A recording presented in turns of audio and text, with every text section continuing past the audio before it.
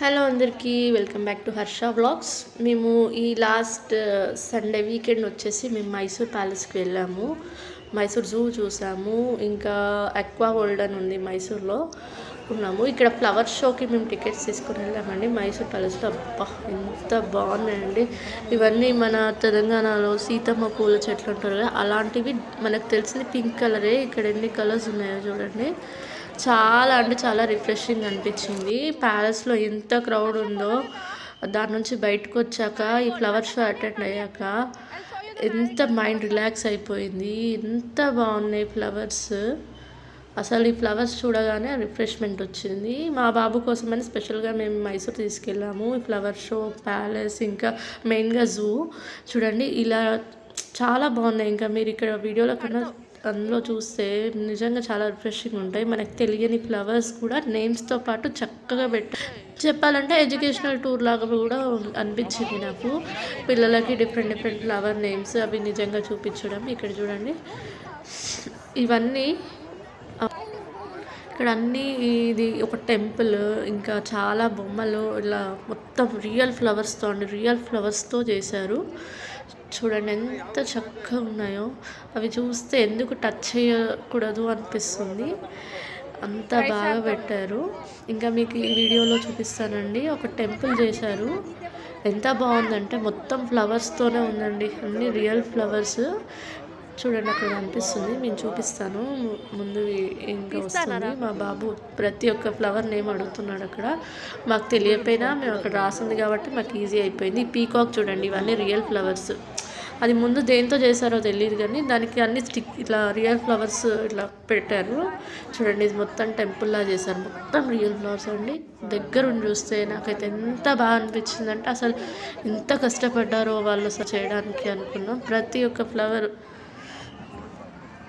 ఇక్కడ అన్ని ఇక్కడ స్వాన్స్, ఇక్కడ ఒక దగ్గర మాత్రం ఫొటోస్ దిగడానికి ఛాన్స్ ఉంది, మిగతా ఏవి లేవు. ఇక్కడ దిగుతున్నారు. పెద్ద క్యూ ఉంది, మేము దిగలేకపోయాము. బట్ ఓవరాల్ రిఫ్రెష్మెంట్ అంటే నాకు మైసూర్లో ఈ ఫ్లవర్ షో అనిపించింది.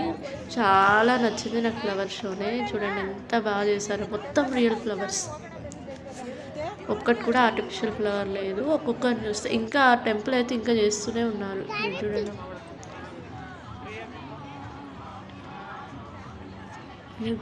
చూడండి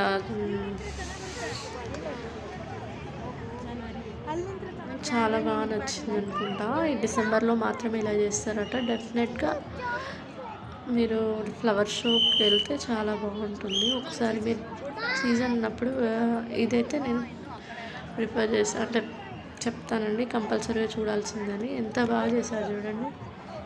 కానీ మాకు టైం సరిపోలేదు. లాస్ట్ ఎండింగ్లో ఎగ్జిట్లో మాకు ఏముందంటే ఇలా బొమ్మల కొలువులాగా పెట్టారు.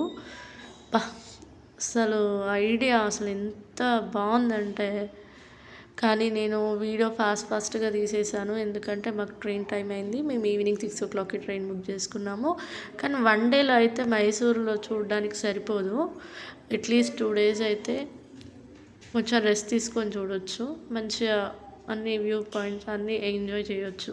ఫ్లవర్ షోకి సపరేట్ టికెట్ అండి, 50 rupees. మన నార్మల్ ప్యాలెస్లో ఎంట్రీకి కూడా సపరేట్ టికెట్ ఉంది, అది 120 ఏమో ఉంది.